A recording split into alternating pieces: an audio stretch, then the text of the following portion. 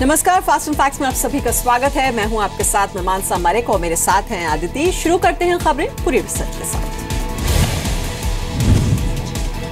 पाकिस्तान में कुलभूषण जाधव को मौत की सजा सुनाए जाने पर आज संसद में जमकर हंगामा हुआ। सरकार ने चेतावनी दी कि कुलभूषण को कुछ हुआ तो पाकिस्तान को गंभीर नतीजे भुगतने पड़ सकते हैं।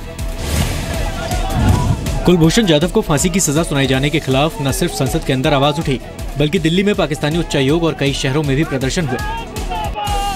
संसद में कांग्रेस ने सीधे पीएम मोदी पर सवाल खड़े किए, तो सत्ता पक्ष ने भी ऐसे में राजनीति से बाज आने की नसीहत दी। सरकार ने कहा कि वो अंतर्राष्ट्रीय स्तर पर पाकिस्तान को बेनकाब करेगी। कुलभूषण को कुछ नहीं होने दिया जाएगा। पाकिस्तान के प्राइम मिनिस्टर के बच्ची के शादी में जाते हो, क्या इसके बारे में आप बातचीत नहीं कर सकते थे? क्या डायरेक्टली मिल नहीं सकते थे?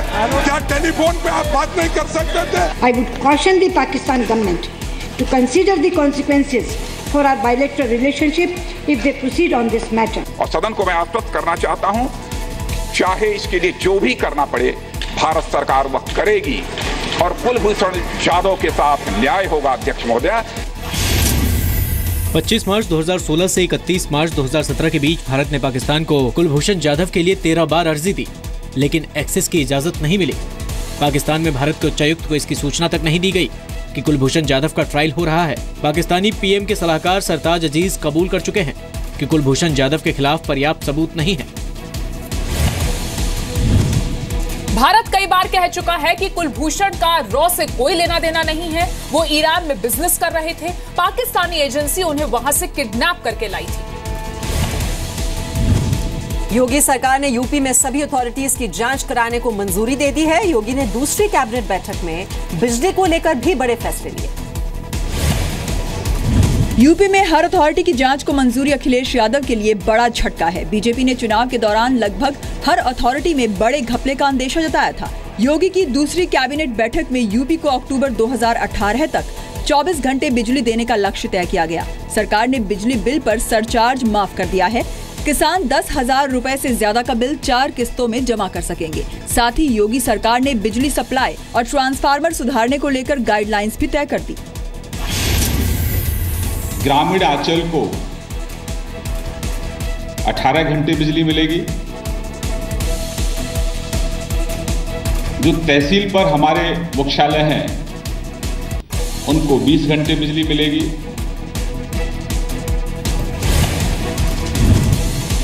योगी कैबिनेट ने आज फैसला लिया कि किसी भी धार्मिक स्थल पर 24 घंटे बिजली दी जाएगी। पीएम मोदी ने बीजेपी पार्लियामेंट्री बोर्ड की बैठक में आज सांसदों को हनुमान मंत्र दिया। संसद सत्र खत्म होने से पहले बीजेपी संसदीय दल की बैठक में पीएम मोदी ने बीजेपी सांसदों को परसों से वापस जनता के बीच जाने के निर्देश दिए। हनुमान जयंती पर पीएम ने सांसदों को हनुमान मंत्र दिया और कहा कि जैसे हनुमान बिना पूछे संजीवनी बूटी लेने चले गए थे, उसी तरह सांसद भी किसी निर्देश का इंतजार न करें। संसद सत्र खत्म होते ही अपने क्षेत्रों में जाएं, जनता की तकलीफें सुने और उन्हें हल करने में जुट जाएं। हनुमान जी वो एक समाज सेवी कार्यकर्ता का जीता जाता उदाहरण है और वो उदाहरण पूरा देश को, दुनिया को और हम सबको सदा प्रेरित करे, ऐसे उन्होंने आशा प्रकट किया। बैठक में पीएम मोदी ने संसद के मौजूदा सत्र में हुए कामकाज पर खुशी भी जताई, खासतौर पर जीएसटी बिल के पास होने पर। 1 अप्रैल 2017 को पीएम ने सांसदों से कहा था कि वो गरीब, किसानों और छात्रों के लिए चलाई जा रही योजनाओं के बारे में लोगों को जागरूक करें। 22 मार्च 2017 को पीएम मोदी ने यूपी के सांसदों से कहा था कि वो ट्रांसफर और पोस्टिंग जैसी चीजों से खुद को दूर रखें। प्रधानमंत्री सभी सांसदों से कह चुके हैं कि वो एक गांव गोद लें और उन गांवों को जल्द से जल्द कैशलेस बनाने की कोशिश करें। कल ही एनडीए की बैठक में प्रस्ताव पास किया गया था कि 2019 का चुनाव भी मोदी के नेतृत्व में ही लड़ा जाएगा। पीएम के आज के आदेशों में इसी की तैयारी झलक रही थी। जम्मू कश्मीर के शोपियां में अलगाववादियों ने स्कूल को फूंक दिया। पुलवामा में भी पोलिंग बूथ बनाए गए 2 स्कूलों में आग लगा दी गई। जम्मू कश्मीर के शोपिया का ये वही स्कूल है जिसे उपचुनाव के लिए पोलिंग स्टेशन बनाया जाना था, लेकिन उससे पहले ही अलगाववादियों ने स्कूल में आग लगा दी। आग से स्कूल को भारी नुकसान पहुंचा है। अनंतनाग में पहले 12 अप्रैल को लोकसभा उपचुनाव होना था, लेकिन लगातार हिंसक प्रदर्शनों और आगजनी के बाद चुनाव आयोग ने अब 25 मई को चुनाव कराने का फैसला किया है। नामालूम अफराद ने इसको आग लगा दी। सारे लोग मस्जिद में नमाज पढ़ रहे थे उस वक्त, किसी कुछ मालूम नहीं है। जब लोग आए तो देखा सारी बिल्डिंग जल रही थी। स्कूल में जो बिल्डिंग है वो पूरी डैमेज है, जो गैस सिलेंडर थे वो भी डैमेज, और जो लॉकर रिकॉर्ड था वो सब डैमेज। श्रीनगर लोकसभा चुनाव के दौरान काफी हिंसा हुई और 8 लोगों की मौत हो गई। श्रीनगर उपचुनाव में सिर्फ 7.14% वोटिंग हुई और घाटी में 190 हिंसक वारदातें हुई। श्रीनगर लोकसभा सीट पीडीपी के नेता तारिक हमीद कारा के इस्तीफे के बाद खाली हुई थी। जम्मू कश्मीर के स्कूलों को पिछले साल से ही लगातार आग का शिकार बनाया जा रहा है। जम्मू कश्मीर हाईकोर्ट इसे लेकर राज्य सरकार को निर्देश भी दे चुकी। योगी सरकार पर यूपी के प्राइवेट स्कूलों में फीस के नाम पर मची लूट खसोट रोकने का दबाव भी बढ़ता जा रहा है। फीस बढ़ोतरी के खिलाफ आज भी कई प्रदर्शन हुए। कानपुर में लोगों की फीस बढ़ोतरी पर प्राइवेट स्कूलों की मनमानी के खिलाफ विरोध करने का ये तरीका आजमाया। हाथों में कटोरे लिए बच्चों के माता पिता कानपुर के सिद्धि विनायक मंदिर के बाहर बैठ गए। इन लोगों ने बकायदा एक एसोसिएशन बनाई जिसका नाम भिखारी अभिभावक संघ रखा। मंदिर के बाहर इन माता पिता ने आते जाते लोगों से फीस के नाम पर भीख मांगी।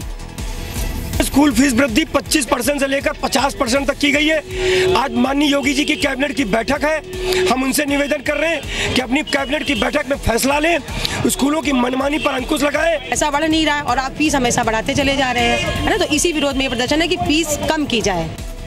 बच्चों के माता पिता का अनुमान था कि योगी सरकार की आज हुई कैबिनेट बैठक में प्राइवेट स्कूलों की फीस पर लगाम कसने का कोई बड़ा फैसला हो जाएगा।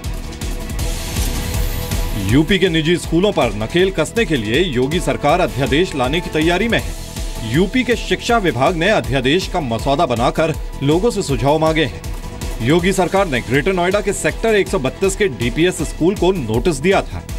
डीपीएस स्कूल पर बढ़ी हुई फीस न देने पर 45 बच्चों के नाम काटने का आरोप है। योगी सरकार के प्रवक्ता श्रीकांत शर्मा ने इस कार्रवाई को एक ट्रेलर बताया था। योगी सरकार के एक्शन के डर से यूपी के कई प्राइवेट स्कूल नए सेशन की फीस तय करने में डर रहे हैं, जबकि ज्यादातर स्कूलों में महीने की 10 तारीख तक फीस जमा करा ली जाती है। यूपी में योगी सरकार बनने के बाद खरीदारों से वादा खिलाफी करने वाले बिल्डर्स पर नकेल कसती दिख रही है। ग्रेटर नोएडा में 2 बिल्डर्स ग्रुप के खिलाफ आज जमकर हंगामा हुआ। हम लोग तैयार नहीं हो रहे हैं। ये हंगामा उन लोगों का है जिन्होंने अपने घर का सपना देखा था, लेकिन फ्लैट में पैसा लगाकर फंसे तो फिर फंसे रह गए। न फ्लैट की चाबी मिली, न पैसा वापस मिलता दिख रहा है। नोएडा अथॉरिटी के बाहर इन निवेशकों ने आम्रपाली और जेपी ग्रुप के खिलाफ जमकर प्रदर्शन किया। फ्लैट खरीदारों ने योगी जिंदाबाद के नारे भी लगाए। जितनी बार जाओ बोलते हैं कि बस बिल्कुल 36 महीने में दे देंगे, फिर 36 महीने बाद जाओ फिर कहते हैं जी बिल्कुल 36 महीने में दे देंगे। ऐसे 36 महीने करते करते जाने कितने निकल गए। हम योगी सरकार आई है, उनसे एक उम्मीद बनी है, हमको पता तो लगे कि हमने इतना बाहर हमने पैसे दिए, कहाँ गए, किस सिचुएशन में है, हमको कब मिलेगा कि नहीं मिलेगा। इन सारी चीजों की समस्याओं को लेकर के हम एक समाधान चाहते हैं। हाल ही में आम्रपाली बिल्डर के CMD अनिल शर्मा के खिलाफ धोखाधड़ी का मामला दर्ज हुआ है। यूनिटेक बिल्डर्स के डेवलपर्स संजय चंद्रा और अजय चंद्रा के खिलाफ भी केस दर्ज हो चुका है। जेपी इंफ्राटेक के MD और इनके 3 अधिकारियों पर भी निवेशकों से धोखाधड़ी करने का आरोप लगा है। बिल्डरों के रवैये पर सुप्रीम कोर्ट कई बार नाराजगी जता चुका है। यूपी चुनाव प्रचार में PM मोदी ने भी बिल्डरों की मनमानी पर नकेल कसने की बात कही। गाजियाबाद में इलाके का बड़ा नेता बनने की लड़ाई में एक बीजेपी कार्यकर्ता ने दूसरे कार्यकर्ता की जमकर पिटाई कर दी। वारदात गाजियाबाद के सिहानी गेट की है और कहने को गाड़ी की पार्किंग को लेकर हुई थी। सीसीटीवी रिकॉर्डिंग में दिखाई दे रहा है कि बीजेपी नेता राकेश चौहान को बुरी तरह से पीटा जा रहा है। पिटाई करने वाले का नाम राहुल है, जो खुद भी इलाके का बीजेपी नेता है। रात के वक्त वो 3 लोगों को साथ लेकर राकेश चौहान के घर पहुंचा। सीसीटीवी में दिख रहा है कि राहुल को पीटते हुए उसके घर की तरफ लाया जा रहा है। उस गाड़ी को लेकर जो है उसने जो है बेवजह मेरे से जो है खुंदस निकाली है अपनी, मेरे मुंह में पिस्टल लगाई है और मेरे ऊपर जो है क्या नाम है उसने जो ईंट लेकर वार करने की कोशिश की है और साथ में अपने गुंडे लेकर मेरे ऊपर चढ़ गया है। राकेश चौहान और राहुल दोनों ही गाजियाबाद के सिहानी गेट के स्थानीय बीजेपी नेता हैं। आरोपी राहुल के खिलाफ कई मुकदमे दर्ज हैं। कई मामलों में वो जेल जा चुका है। राहुल और राकेश में इलाके का बड़ा नेता बनने की होड़ में पहले भी झगड़े हो चुके हैं। पुलिस ने आरोपी के खिलाफ शिकायत दर्ज कर ली है, लेकिन अभी तक कार्रवाई नहीं हुई।